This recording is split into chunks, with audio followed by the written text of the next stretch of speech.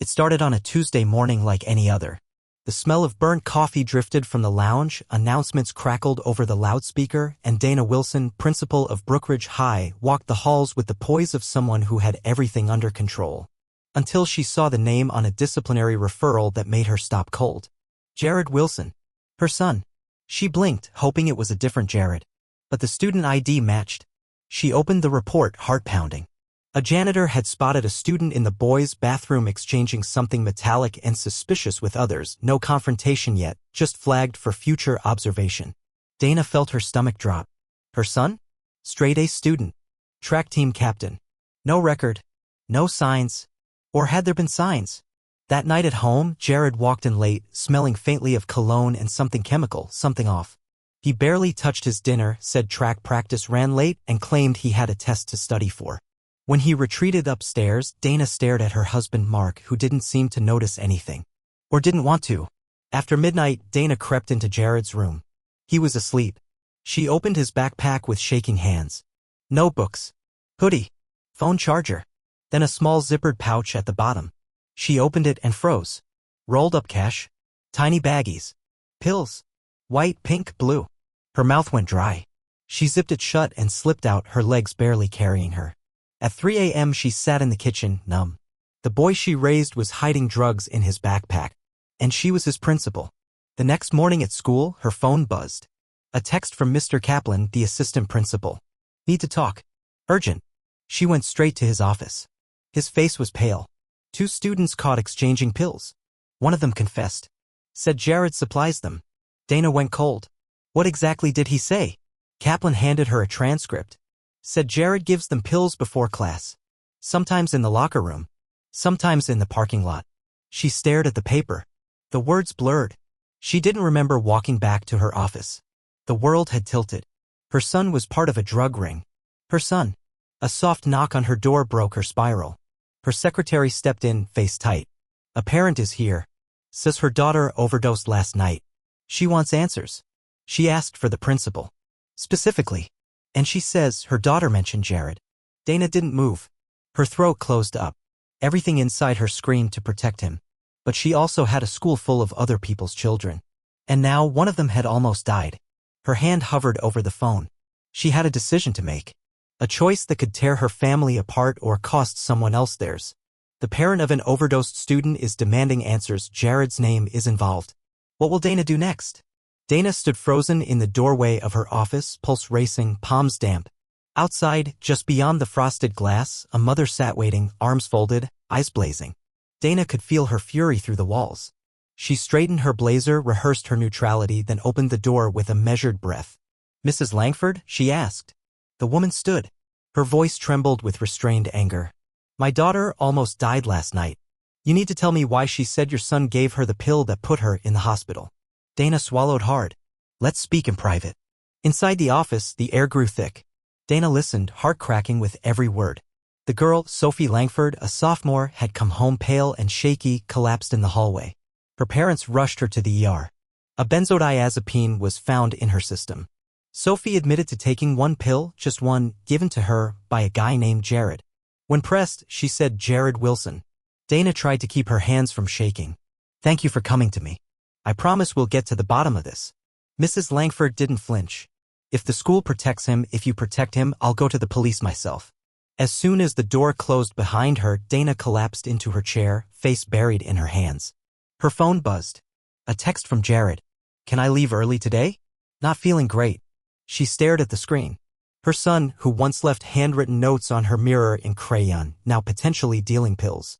That evening at home, the silence was unbearable. Jared sat on the couch, phone glued to his hand. Mark watched TV like nothing was wrong. Dana stood in the kitchen, hands gripping the counter, then spoke without turning around. Did you give pills to a girl named Sophie? Jared froze. What? She turned. Answer me. His face hardened. I don't know who that is. Jared. Her voice cracked. Someone named you. She's in the hospital. I didn't do anything, he snapped. I don't even know her. Why would you believe them over me? Because I found pills in your bag, she whispered. Jared's expression shifted. You went through my stuff? She nodded slowly. You lied to me. You hid drugs. And now someone might not wake up because of it. He stood, fists clenched. You have no idea what's going on. Then tell me, she yelled, startling both of them. A pause. And then Jared said, low and fast, it's not what you think. I'm not selling anything. I swear. Then what is it? She demanded. He stared at her for a long time. I'm covering for someone. If I talk, they'll come for me. The words hit her like a slap. Who? She asked. But he just shook his head. I can't. That night, Dana barely slept. She scoured school footage, reviewed hallway logs, student parking passes. She wanted to believe her son. But she knew what fear looked like. Jared wasn't scared of her. He was scared of someone else. The next morning, a student anonymously dropped a tip in the box outside the office. A name, a locker number, and a single sentence, Jared isn't the only one. Look deeper. Dana grabbed her keys and walked toward the locker hallway. But halfway there, the fire alarm suddenly blared. Students began pouring into the hall. And then someone screamed from down the corridor. Smoke was pouring out of a locker, the exact number that was written on the note. A fire erupts in the very locker Dana was about to search. Someone is covering their tracks. Fast. Dana raced toward the smoke, pushing through the wave of evacuating students. The air burned her throat as she neared the locker, number 187. Flames crackled behind its metal door, a thin line of fire licking through the edges. Get back, she shouted to two curious freshmen. The custodian arrived with an extinguisher, dousing the locker in white foam as the alarm screamed above them. Fire trucks were on the way, but it didn't matter. Whoever started the fire had already succeeded. The contents were destroyed, and so was the evidence. Later, in the charred remains, they found the warped remnants of pill bottles, melted baggies, and a scorched spiral notebook. Most of the pages had fused into a blackened brick. Dana stared at it, her mind spinning. This wasn't random. Someone torched that locker because they knew she was coming. That anonymous tip, the one that pointed her to the locker, had been precise. Too precise. Was it a setup? Or a warning? That night at home, Jared wouldn't come downstairs. He said he was sick, locked in his room, headphones on. Dana stood outside his door, unsure if she was talking to her son or a stranger. The fire, it destroyed what might have cleared your name. Or confirmed it. Silence. If you're protecting someone, Jared, they just burned everything to protect themselves. More silence. She left without another word. But the next morning, she found his phone left on the kitchen table. On purpose? Out of carelessness? Or was it a plea for her to dig deeper? She picked it up. Locked. Face ID. Dana stared at it, debating. She was the principal. She knew the ethics. But she was also a mother. And something about the look in Jared's eyes last night told her this might be her only shot. She opened his school-issued laptop instead, the one he used for remote assignments. After 20 minutes of digging, she found a folder titled Science Project. Inside were compressed image files, texts, and screenshots. Not from Jared. From another student. Tyler Ruiz. Jr. Smart. Quiet. Jared's teammate on track. And apparently the real supplier. Dana's hands shook as she read through the texts. Jared had found out and threatened to go to the school board. Tyler warned him not to. Told him there would be consequences. Jared replied he wasn't afraid. A day later, Tyler sent him a blurry photo. Jared, walking home. A red car idling nearby. No caption. No emojis. Just the image. A warning. Dana felt her breath catch. She had known Tyler since freshman orientation. She had shaken his mother's hand, written his letters of recommendation. Her chest ached as she kept scrolling. There were references to other students, coded initials, a drop schedule, even Venmo screenshots. Tyler was running the ring. Jared had taken the fall. And the girl who overdosed? Sophie? She wasn't lying. But she also wasn't Tyler's only victim. Dana printed everything and locked the files away in her desk. But before she could act, she received a call from security. There'd been a break-in at school. Her office. Dana discovers the truth and immediately becomes a target. Her office has just been broken into. Who's watching her? Dana's tires screeched into the parking lot as she pulled up to Brookridge High, heart hammering in her chest. Lights still flashed at the front entrance. 2 patrol cars were parked at odd angles, officers speaking with the night janitor. As soon as she stepped out, one of them, Officer Ramos, waved her over. Looks like someone broke in through the back faculty door, he said.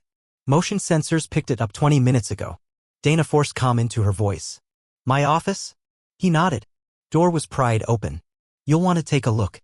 Inside, her desk drawers had been ransacked.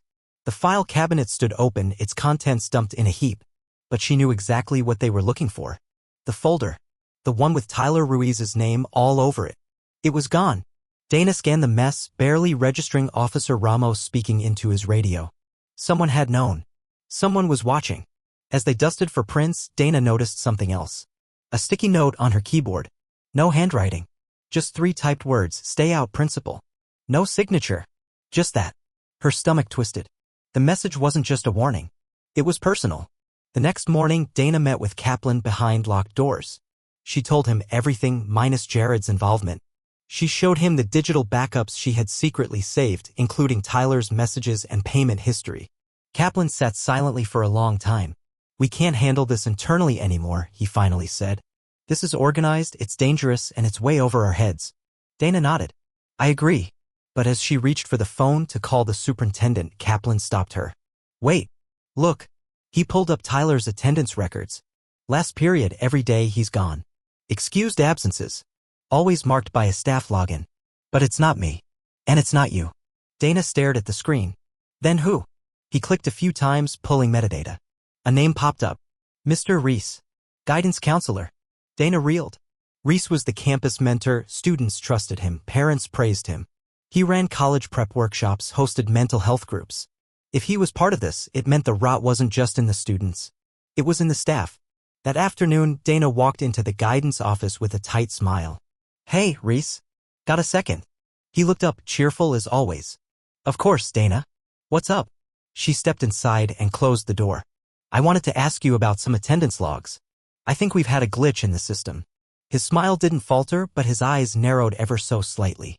"Oh, you've been logging Tyler Ruiz as excused for the past 3 weeks. Can you tell me why?"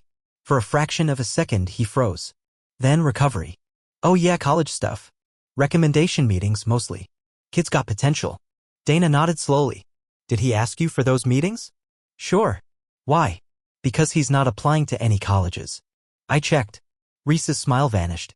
The air changed. Tense. Stifling. "You've been digging," he said flatly. "More than you should." Dana met his gaze. "Why did you cover for him?" Reese stood and walked to the window, back turned. "You ever try to help someone too far gone, Dana? You think you're saving them. Then one day you realize they were using you to run something darker. And by then it's too late to untangle yourself." He turned back around, eyes hollow. "But if you go after him now, everyone burns." Dana's voice trembled. "Including my son?" Reese stared at her. "Especially your son." Reese admits he's involved and threatens that if Tyler goes down, Jared will be dragged with him. Dana sat alone in her car, parked behind the school, staring at the dashboard like it might give her answers. The engine was off, but her mind raced louder than any ignition.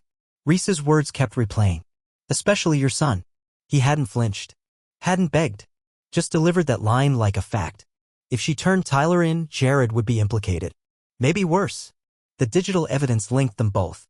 It didn't matter that Jared tried to get out. It didn't matter that he was being blackmailed.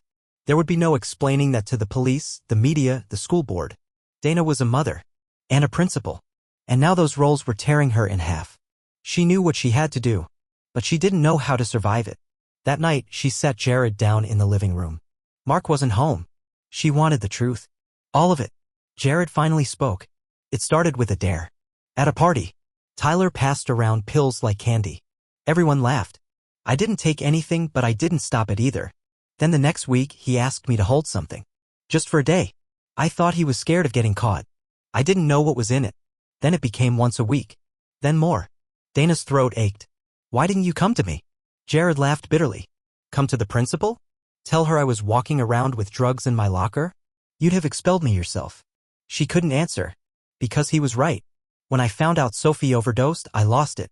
I told Tyler I was done. That I'd go to the board. He said he'd ruin me. Said he had texts.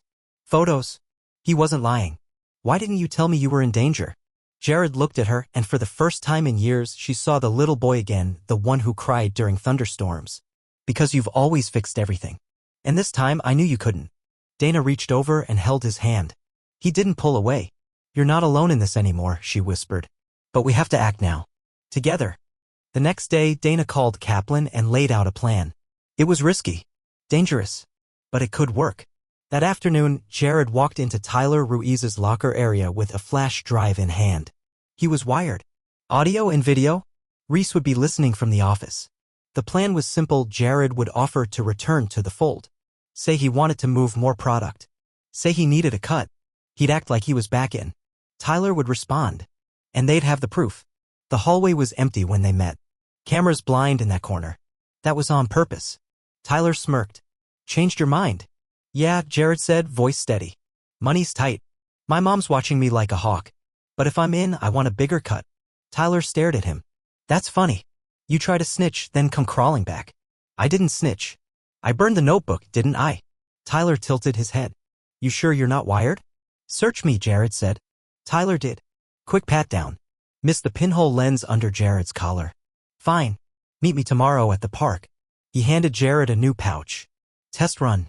Dana's heart pounded in the office as the feed played. She had what she needed. A controlled handoff. A drug offer. Everything. But that night as she drove home, her phone buzzed with an anonymous number. One sentence. No name.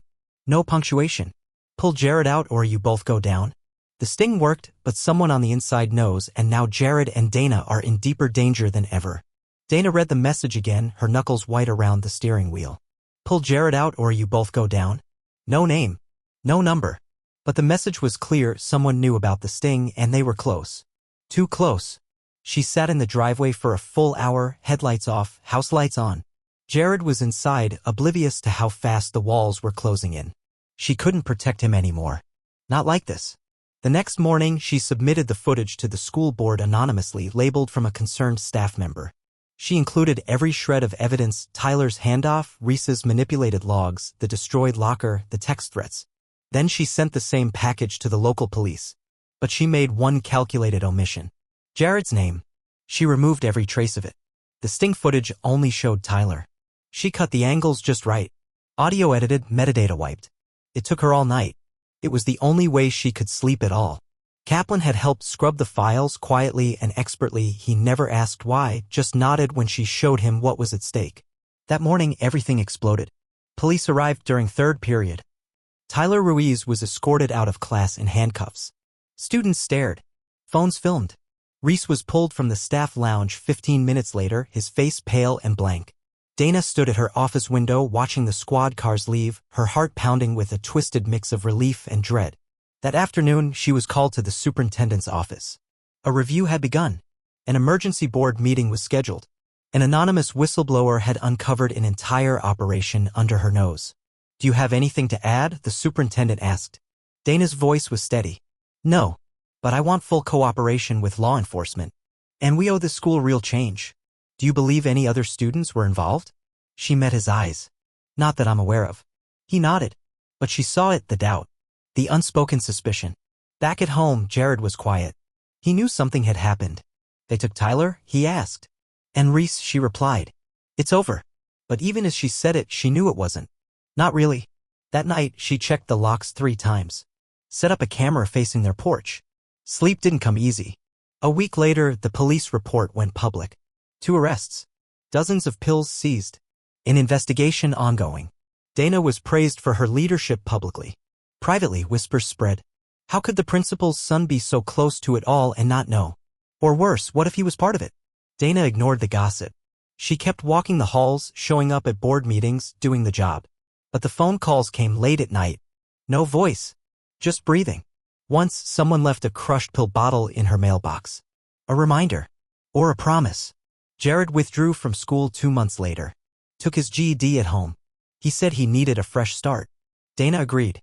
They packed and moved to a different town by summer. Smaller school. New names. A quiet house near the woods.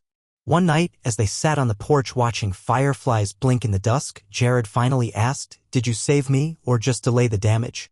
Dana didn't answer at first. She looked at him, older now but still hers. Both, she said finally. But if you want to stay clean, you have to save yourself. He nodded. They sat in silence. Then the phone buzzed on the table. Unknown number. One message. You moved. But we never said goodbye. Even after the move, the past isn't finished. Someone out there still wants revenge.